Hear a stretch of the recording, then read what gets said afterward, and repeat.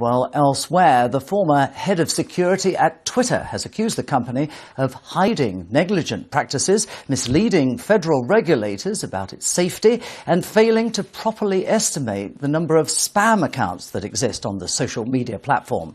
Peter Zatko's whistleblowing testimony, which has been passed to the US regulators, could have serious consequences for the company. Twitter says that Mr. Zatko's allegations are, as they put it, inaccurate and inconsistent. It says that he was sacked in January for what it called ineffective leadership and poor performance. Well, we can speak now to Chris Pierson, who's the CEO of BlackCloak, a company which provides cyber security solutions to high-profile clients. Mr. Pierson, thank you very much for joining us on BBC World News. This is potentially quite a blow for Twitter, is it not? It is. I mean, I think that there are really three different issues that Twitter has in front of it. Number one is just its own internal security and the protections around all the user data. That's probably the biggest issue. Second is the information that's actually been passed on to others, such as the FTC, the SEC, regarding legal promises from past breaches, past issues, whether that information is accurate or not. And third, of course, right now, Twitter and Elon Musk engaged in litigation over the potential purchase of Twitter. And one of the main issues there, misleading data around spam accounts, botnet accounts. So those are really three massively conflating issues that are all coming out as a result of this whistleblower action and really hitting hard on brand and reputation for Twitter. Now, Elon Musk has been seeking, of course, to get out of buying Twitter. Will the information supplied by this whistleblower help his case, do you think? Well, I mean, nothing's for sure because we do not know what Twitter's actual side of the story is. We have not seen the actual underlying documentation, of course, because it's part of that whistleblower action. But most certainly, we already know that Mr. Zatko has been subpoenaed by Musk's legal team.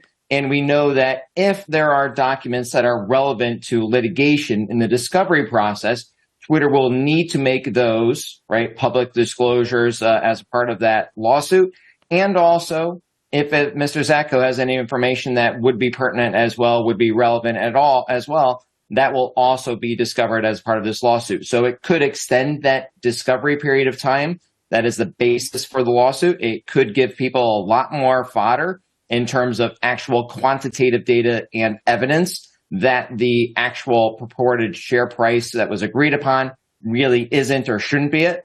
And as we've seen with other M&A activity, once again, back with Yahoo's in 2017, big breaches, privacy issues can impact and will impact M&A activity as well as valuation. And tell us about Peter Zatko. He's no ordinary backstreet hacker, is he, this guy?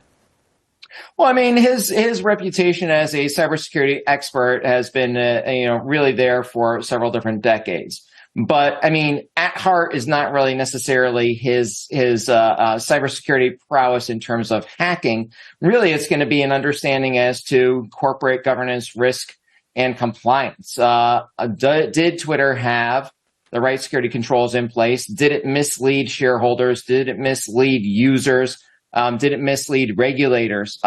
It is quite interesting the means by which he has released this as part of a whistleblower report. And it seems like the story that has been released, once again, only one side of it, raises quite a few eyebrows based off of past breaches and past issues. For example, Mr. Zatko does really harp on the fact that Twitter has practices regarding access to data that are not consistent with where it should be. And we do have the past pattern of 2020 breaches and exposures of Twitter accounts for Obama and Trump and Biden and even Musk. So it seems like some of the allegations that he's actually stated are backed up by factual things that we know from the past. Mr. Pierson, we must leave it there. Thank you very much indeed for joining us on BBC World News.